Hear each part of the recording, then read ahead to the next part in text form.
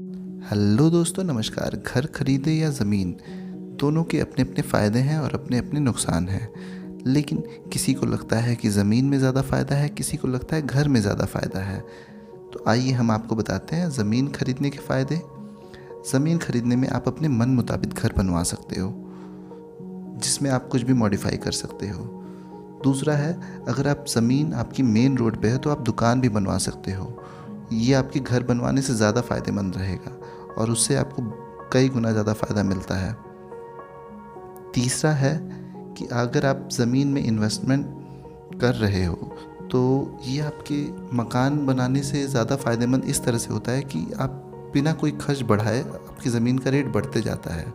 चौथा है, अगर आपके पास ज़्यादा ज़मीन है तो आप खेती के लिए भी उपयोग कर सकते हो। आप उसमें पेड़ पौधे लगवा सकते हो और इससे अपनी आप कमाई बढ़ा सकते हो, बस शर्त यह है कि वो बाउंड्री और गेट के अंदर रहे। अब मकान खरीदने के फ़ायदे आपको बताते हैं। मकान खरीदने के सबसे बड़ा फ़ायदा है कि आप वहाँ सीधे जाके शिफ्ट हो सकते हो।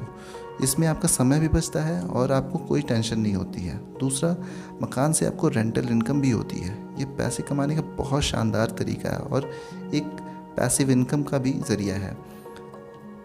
तीसरा है, मकान खरीदने से आपको सरकार से टैक्स में भी लाभ मिलता है, जिससे आपको बहुत फ़ायदा होता है। तो आप इसे कंसीडर ज़रूर करिए। चौथा, मकान एक निवेश है जिसमें आप रहकर भी दो तरह से फ़ायदे ले सकते हो। एक तो रेंटल इनकम, दूसरा इसकी कीमत हर साल बढ़ते जाती है, तो ये आपको कहीं पे भी नुकसान नहीं होगा।